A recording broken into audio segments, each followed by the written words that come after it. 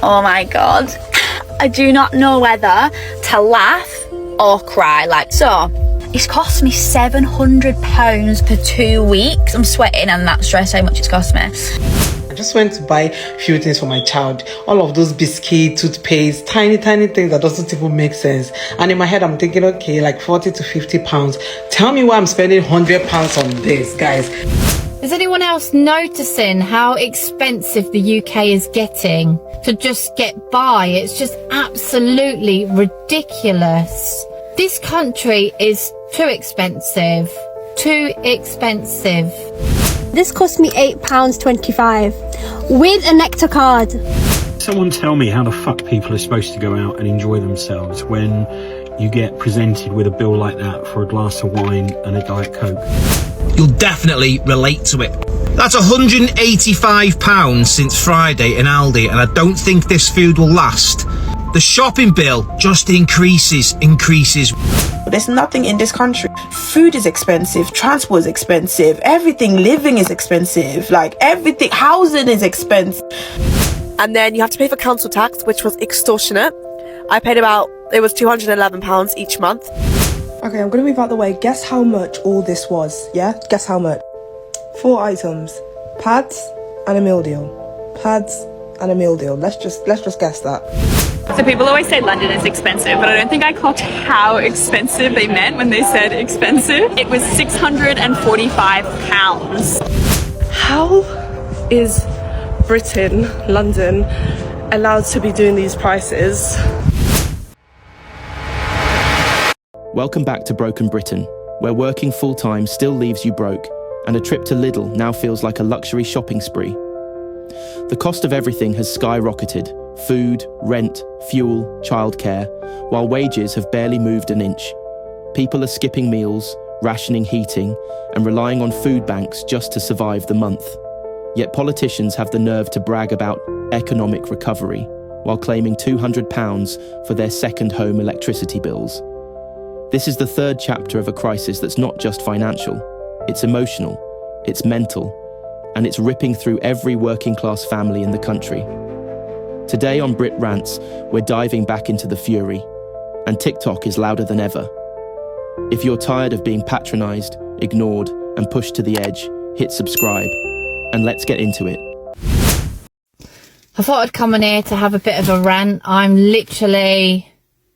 I feel like crap today, so crap, because the UK is just so bloody expensive. Like, is anyone else noticing how expensive the UK is getting? Food is constantly expensive. We pay our taxes and they're constant. Like, I'm self-employed and I've just been on the phone to the tax office, and sometimes I feel like, what's the point in even working these days to just get by? It's just absolutely ridiculous. And I just feel like electricity, water, gas, luckily we're just electric, but still that's really expensive. Council tax. This country is too expensive. Too expensive. Guys, I just went out and bought sours and this cost me £8.25 with a Nectar card. Back in my day, this used to cost £8 without a Nectar card. How are uni students living right now? Okay, I'm gonna move out the way. Guess how much all this was, yeah? Guess how much? 4 items. Pads and a meal deal. Pads and a meal deal. Let's just guess that. £6.70. Who's paying that? Who is paying that? Me, the absolute fool, the clown. Yeah, £6.70, and that was meant to be what? 6, 7, 8. That would have been £9. £9 British pounds for 4 items. You know, that's nearly someone's hourly pay. Like, a few more pounds, a couple more pounds, like 1, 2, 3 more pounds. That's an hour's work gone for sanitary pads and a meal deal for one day. Come on. Like, the UK has actually lost the plot. They've lost the plot. I'm done. I'm finished. And people are coming at me in the comments on my last video saying, oh, the UK is what you make it. Life's what you make it. You know, you can do this. No. We're in a cost of living crisis here. The stuff that we pay for to live is costing way too much. Like, we work to live. We don't work to do anything else but live and survive. Here's a quick one. You're gonna love this. Or you'll definitely relate to it. So coming from work on Friday, and I said to the missus, we're gonna go and get some bits to last us 5 or 6 days from Aldi. 110 quid. This was Friday. Comes in from work yesterday, we need to go to Aldi. What? Yeah, run out of food. So we go to Aldi and I said, we'll spend about 50 quid. Just get a few bits for the next couple of days. Kids' school stuff, a couple of things for work and stuff like that. And then when it comes to Friday, we'll get another shopping. 85 quid we spent yesterday. And it was a small trolley and that wasn't even full. That's £185 since Friday in Aldi. And I don't think this food will last until Wednesday or Thursday at least. Slowly but surely, the shopping bill just increases without you even knowing it. Greed again. We're getting over. Are people going to talk about how living in the UK is actually depressing? The UK is just not it anymore. Like, the UK was it, like, back in the day, hence why, like, our parents migrated. But, like, when I hear people saying they want to come to the UK, I'm like, what are you actually coming to the UK for? There's nothing in this country. Food is expensive, transport is expensive, everything, living is expensive, like, everything, housing is expensive. Like, why would you want to move to the UK? Like, I have a question for, like, foreigners. Why do you guys come to the UK? I just don't know. Like, I don't know. Like, every day I just, like, get on the train, go to work, come back home, eat, sleep, repeat. Like, I feel like a robot. Is gradually becoming very expensive and it's vexing me. I'm so upset. I just went to buy a few things for my child. All of those biscuits, toothpaste, tiny things that doesn't even make sense. And in my head, I'm thinking, okay, like 40 to 50 pounds. Tell me why I'm spending 100 pounds on this, guys. Just these tiny things now. 100 pounds. Oh my God. 100 freaking pounds right now for these things. I moved out of the south because house prices there were unacceptable for what you could get, only to then sit here in an absolute state of panic, trying to find a return ticket from Preston to London, and this is the choices that I get. I get to choose between £327, £217 or £320. How are you meant to improve your livelihood in this country, whereby improving it in one area means that it comes at such a huge cost in another area, be it the train prices or even energy prices? And then you get a very limited chance of finding jobs around the area that is perhaps much more affordable. So how are you meant to win? How are you meant to improve and progress in life? Can someone tell me how people are supposed to go out and enjoy themselves when you get presented with a bill like that for a glass of wine and a Diet Coke? That is £17 for one 250ml glass of white wine, just a regular Sauvignon Blanc, nothing special, and a Diet Coke. £17 and 5 pence. Just to contrast that, I've just come back from France, and over there, so that's about 20 euros. And over there, I visited a little creperie with my daughter, and we both had a glass of wine, and we both had, she had a crepe and I had some ice cream, and the total for that was 14 euros. This is the equivalent of about 20 euros. So 6 euros cheaper. We both had a glass of wine and we both had something to eat. How the fuck can we justify this in England? This sort of pricing in just a pub? How can someone just explain the economics of all of this? Because I just don't get it. I was at the airport yesterday waiting to catch my flight from Poitiers, and even at the airport they were selling glasses of wine. This is an airport for 4 euros.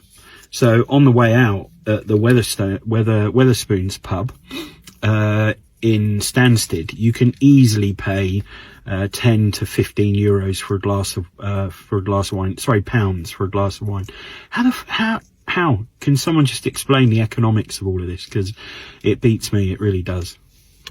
So people always say London is expensive, but I don't think I clocked how expensive they meant when they said expensive. I'm currently staying with my boyfriend's family in the south of England in Winchester.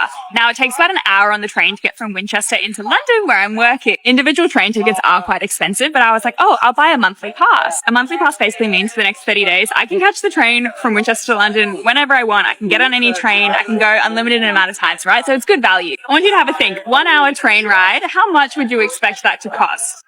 I'll wait. For 1 month, 30 days of travel to be able to go to and from London, it was £645. That's like 1,340 AUD. I may as well be paying rent at that point. Like, sorry, is that not insane? Anyway, this Aperol Spritz also cost £12.50. That's $26. I honestly ought not to leave the house. Why has the grocery bill here in the UK skyrocketed just lately? Is it due to the grocery tax on some products, which are items? I'll give you an example here, right? Now this one,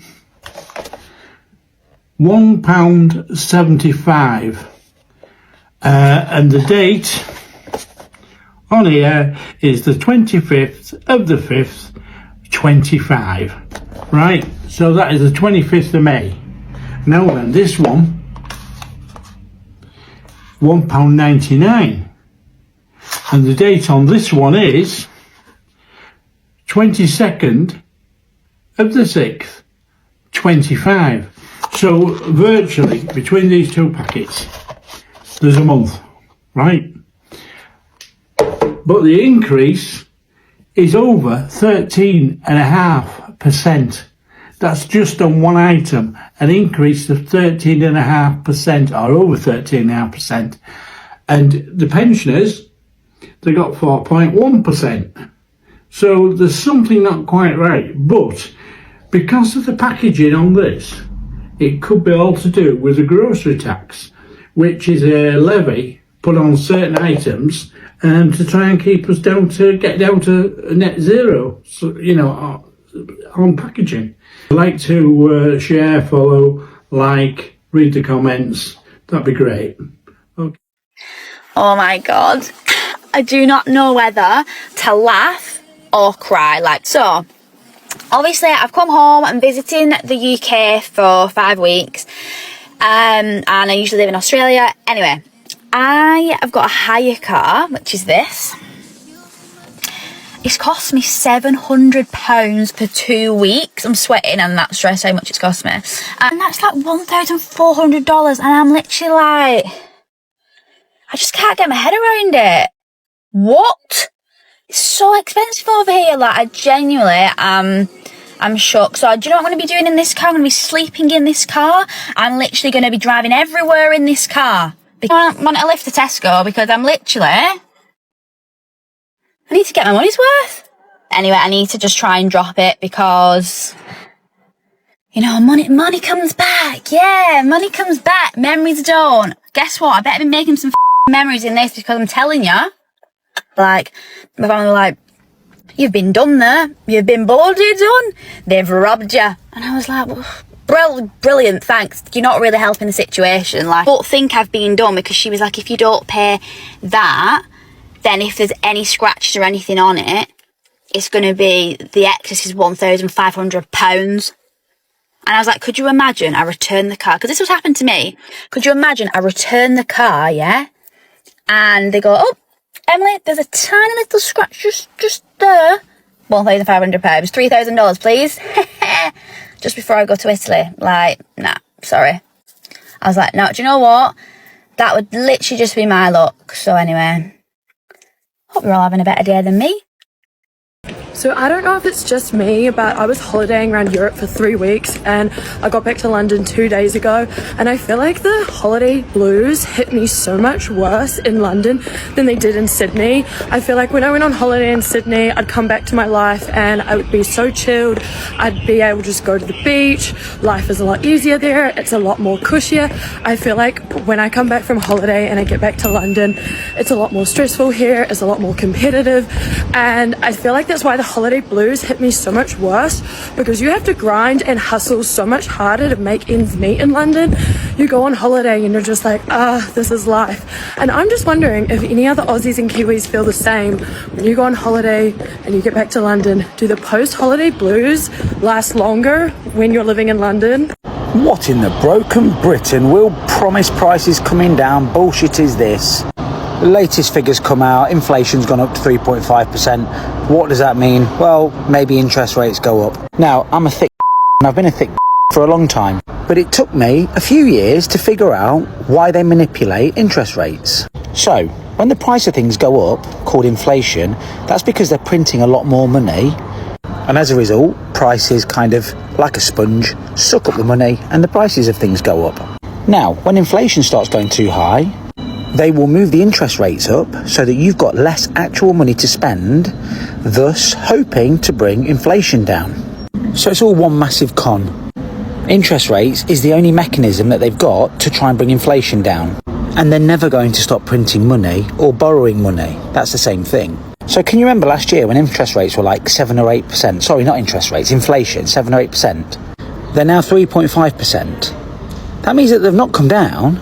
It means that last year they went up 7%, and this year they're going up 3.5%.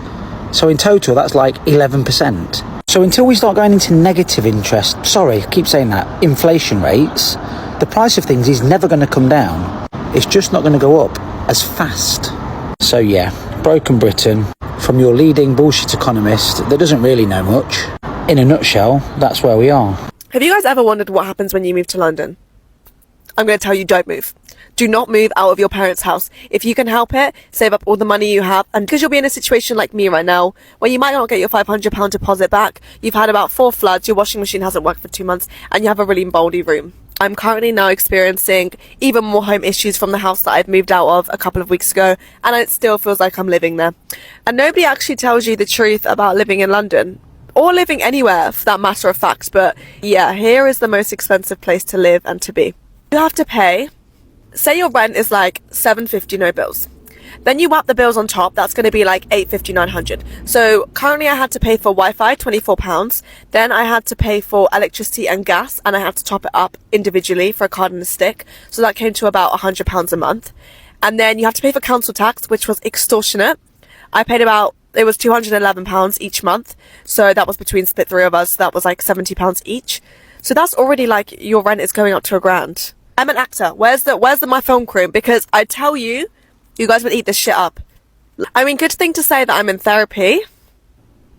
There's not too much I can share right now, but once I can share, there's going to be a huge story time, trust me. What in the cost of living crisis bullshit is this?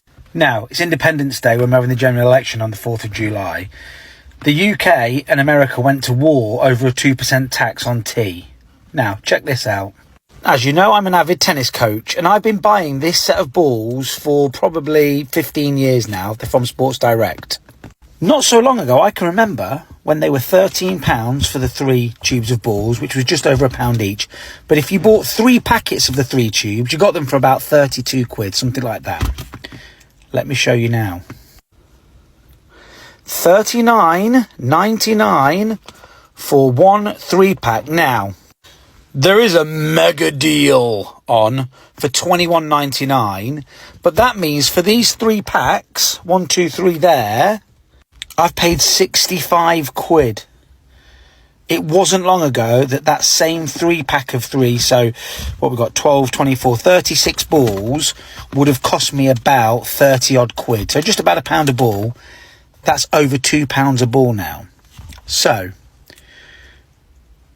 America and England went to war over a 2% tax on tea, yet we've been 100% increase in not that long. I don't even know, just over a year maybe. The house prices in 2025. So Bank of England base rate will continue to fall in 2025. But what we're going to see now is a divergence between Bank of England base rates and mortgage rates. So what's going to happen is you're going to get an uptick in inflation because the Bank of England won't have inflation under control, so it will start increasing. At the same time, you're going to have mortgage rates at quite a high level relatively. They might come down a little bit, but relatively they're going to stay very high.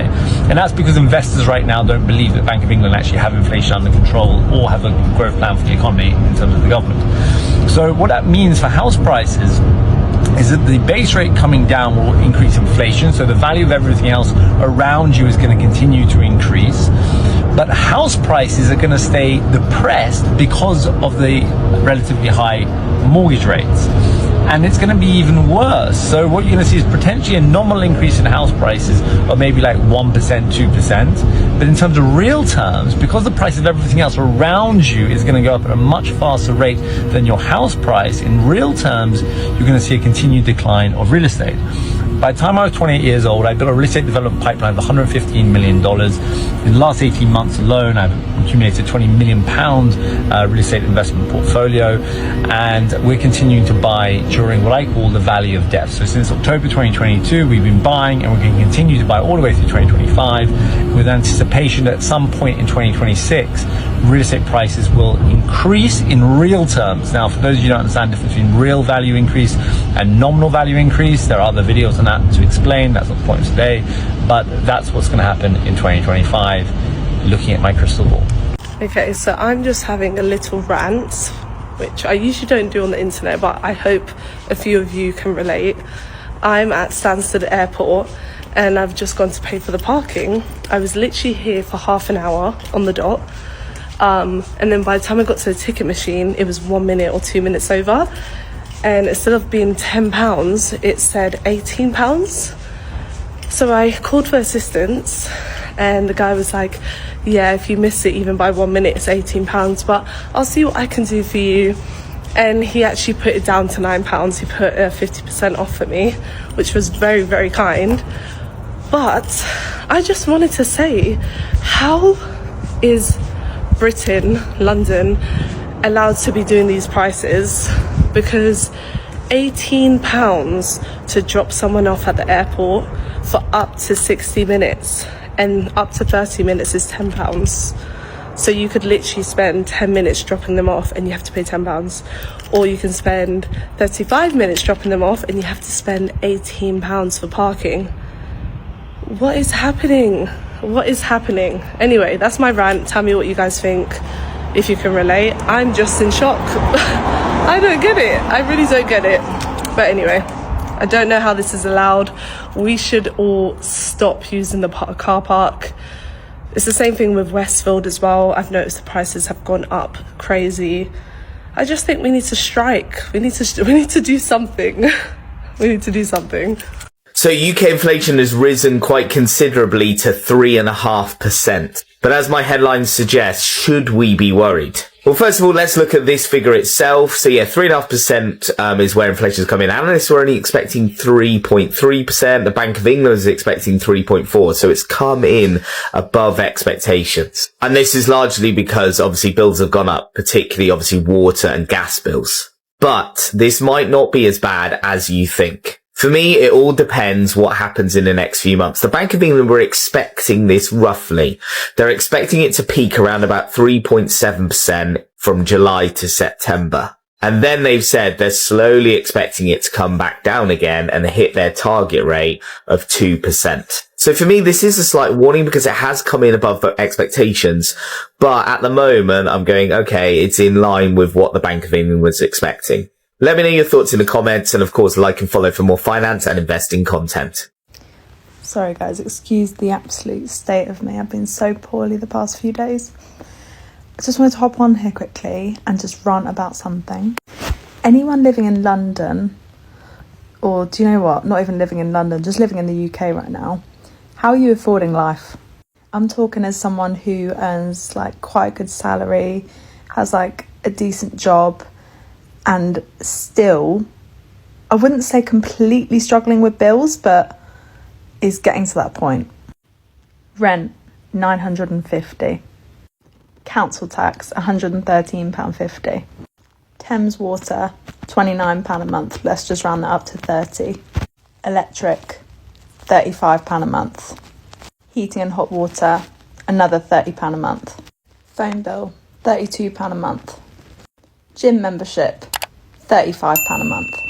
That's £1,225 just in rent and bills every month. And then you've got your food shop, eating out, doing fun things, booking a holiday. Where is that other money coming from? The UK is becoming so expensive.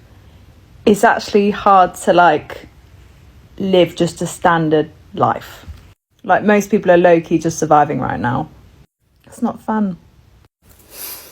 I'm going to go on a rant about London rentals, and it's not even what you think it is. Yes, it's really expensive. No one can afford to buy a house. It's really hard to find one.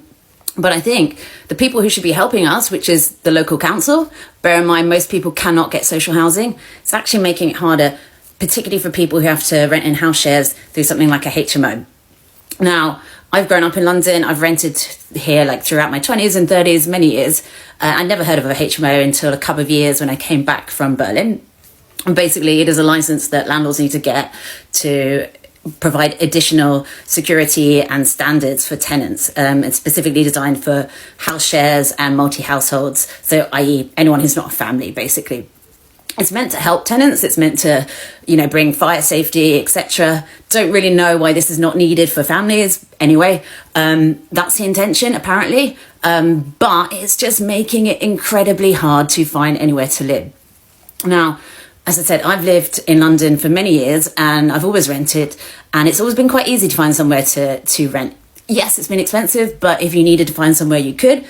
It's only recently, a couple of years ago, when I came back from Berlin, that something had really shifted and it was really hard to find somewhere. It took me almost 9 months to find somewhere in 22, 23. And this year I've been living in sublets for a number of years and have been looking for the last 2 months. It's been a nightmare. And it's particularly hard, for example, in my situation where I am looking to rent with a couple and we live together, everything's great, we have income, we can prove it, but there's no 2 beds, there's no 3 beds that have HMO licenses. There are a few larger beds, but they're generally in really poor quality, living rooms turned into bedrooms, etc. They seem to be on average much worse than anything that's not a HMO. No dishwashers, not anything nice that you'd want in your property, basically. So it's making it really, really hard. The borough I'm in, which is Lewisham, I looked at the numbers. I think there's around 7,000 HMOs in Lewisham, which I think is a borough that has close to 300,000 people. So it's a pretty insanely low amount of housing stock that is available to people who can't afford to buy and people who can't afford to rent singly, and which is basically anyone who's younger, a student, low income, anyone who's not a family, really. Under 7% of the housing stock, that's mad. And it's really pushing rents up. Rents have got so high in London. It's you're looking at over 1,000, 1,300 a month for just a room. It's crazy. I don't know why the council are so pro this HMO. I also don't even know, when I look online, everyone who's meant to be advocating for tenants is actually really pro HMO and wanting to roll it out. And right now, I'm having to look in Croydon because Croydon is essentially the only London borough that doesn't require HMO for properties of 4 and less people. Even in Lewisham, they only brought this in 2022, but every other London borough, you need a HMO license for 3 people and more. It's madness. Share me your stories. I really don't understand why the council's making it even harder for us to rent. My feeling is it's just another way for them to raise money. I'm sorry, but what the hell is going on with inflation? I just went to Co-op to buy some fruit because I was really craving fruit. I'm going to show you what I bought and guess how much it all came to. So I bought some raspberries and it was 2 for a certain price. So I bought 2 packs. And then I bought some oranges. 1, 2, 3, 4, 5 oranges in this pack. I bought some pineapple chunks because it's only a small Co-op. They didn't have many options. I bought some green grapes. Green grapes are superior. This all came to £18. £18.